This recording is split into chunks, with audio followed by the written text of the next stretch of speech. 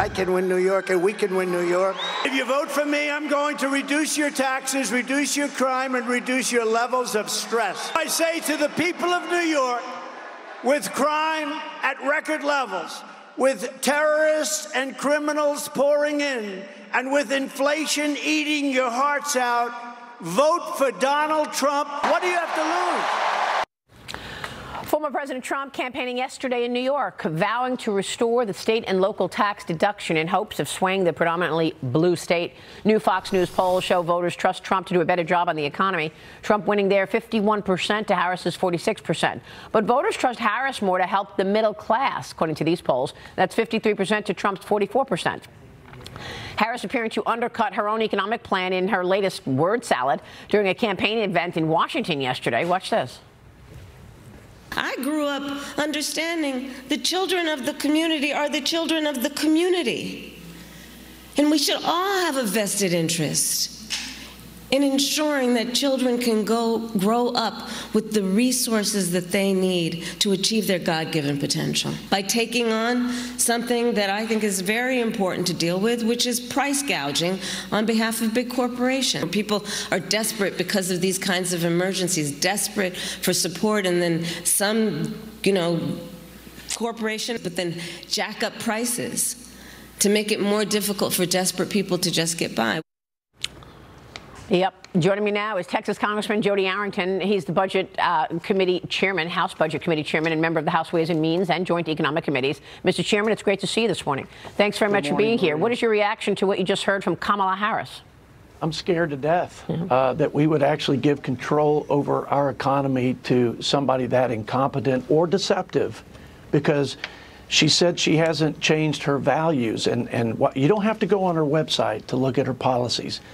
All you have to do is recount and recap what has happened over the last 4 years. Their policies have been disastrous. They're reckless, unbridled spending. They're taxing, they're regulating, they're borrowing, their assault on the lifeblood of our economy, oil and gas.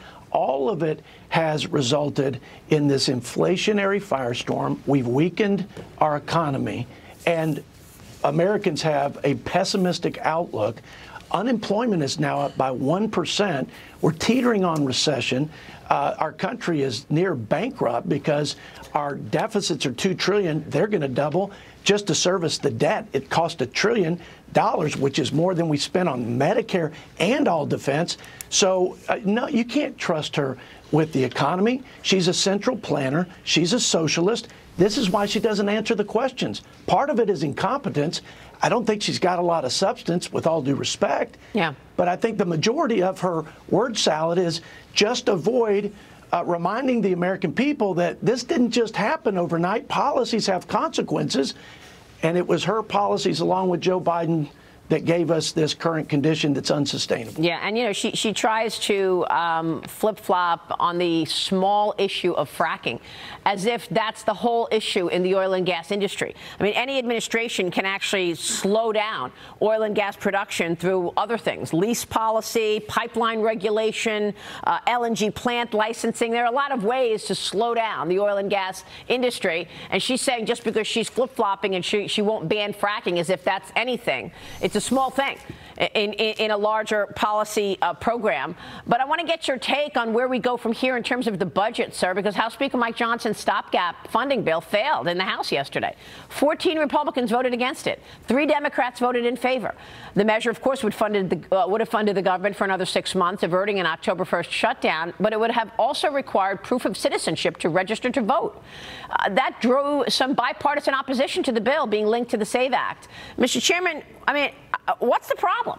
Why can't we stick to the laws of the land and ensure that only citizens are voting? Well, it's beyond me how we can't get Republicans to support in the leading up to the most important election of my lifetime, election integrity measures that are pretty straightforward, safeguards against illegal immigrants voting when we've experienced a flood of millions of illegal immigrants into this country under the open border czar Kamala Harris. So I think there are people that have serious concerns about a failed budget and appropriations process that's only worked actually 4 times since the Budget Act 50 years ago. I think people have serious and legitimate concerns about taking a real fight on border security to the Democrats. But I thought this was straightforward. I think going forward, we ought to put our balanced budget that we've passed now twice out of the Budget Committee that reduces spending, which we never talk about, by the way, even in Republican circles. We reduced spending $15 trillion. We put our country on a path to balance. We reduced the debt to GDP by 50 points. We increase the GDP by 1%, which saves us $3 trillion. We ought to put our balanced budget on the floor, and we ought to put Joe Biden and Kamala Harris's budget, which will reveal, by the way, what she really believes and what her plans are. Highest levels of sustained spending, taxing, and borrowing. It's more of the same disastrous economic policies. Well, Corey Mills was with me on Sunday, and he was against attaching the SAVE Act to the CR because he said it's not going anywhere anyway in the Senate. Here's that with Brian Stile, who actually doesn't want to shut down the government. Watch. Yeah, I think the Speaker's play call to attach the SAVE Act to the CR and to jam it to the Senate and put it in the Senate's lap is the right play call. I think he'll ultimately have an opportunity to bring it to the floor. And I think at the end of the day, we'll pass it because the American people want to see us move forward on the SAVE Act to secure the election and force the Senate to act on it. Corey Mills, We've already passed the SAVE Act. We've already passed the SAVE Act July 10th. And actually, I would argue if we truly cared about election integrity, Brian Stile had a better bill, in my opinion, the ACE Act that was dropped July of 2023. That would have given us enough time to actually pass it and implement it. Now we want to act like we care about election integrity 120 days out and attach it to the last CR. What about the previous CRs? So at this point, is it dead? I think it is. I don't think you're going to talk all 14, it's actually 16, 2 voted present, out of their position. I think there are good arguments on both sides. We've got a very independent-minded conference, and I think they both make some good points. Let me make one point on the failed budget and appropriations process. Instead of having these discussions about shutting the government down, which, by the way, I would do if we had a real debate on border security or saving the country from a debt crisis.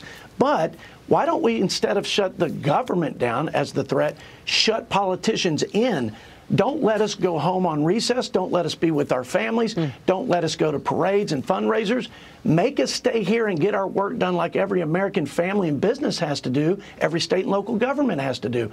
So Senator Langford and I have a bill that says no budget, no appropriations, no recess, no go home, and put the pressure on us to act responsibly and instead of what we do year in and year out. Well, that's the thing. I mean, the Democrats know half of the membership is afraid of a government shutdown, okay? And they know that you're going to say, oh, God, we're going to get blamed for it again. We can't shut the government down right before an election. We're going to get blamed. So they work it. They know it. They work the system. But, Mr. Chairman, I got to ask you about your committee hearing today. You're doing a hearing on the cost of the Biden-Harris energy crisis. Give us a preview of what you hope to come out of that.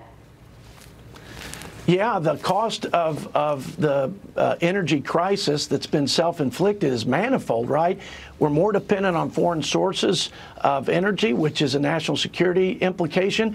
Americans are paying twice as much in their energy consumption under Biden-Harris than they were under Trump. And it's straightforward. You tax and regulate something, you get less of it. If you get less of it vis-a-vis demand, you're going to pay more for it. So whether it's cars that you're making or you're making food like my farmers and ranchers out in West Texas, that cost is real and it's being passed on to consumers. So the only price gouging going on is happening with our businesses, our manufacturers, producers, and our consumers, because all of this regulatory rigmarole is being passed on in higher prices at the grocery store, gas pump, et cetera. And so it's a huge part of the economic failures of this administration. President Trump knows how to lower taxes. He knows how to put trade on a fair and reciprocal path vis-a-vis our competitors, and he understands how to unleash American energy dominance, which would be good for everybody, especially the middle class. Yeah. who are paying the most regressive tax of inflation because of their policies. Well, it would also obviously be good for inflation, and that's the point of, I think, one of the points of Trump's plan, as well as national security. Congressman, it's good to see you, Mr. Chairman. We'll keep watch. Thank you so much. Jodey Arrington joining us this morning. We'll be right back.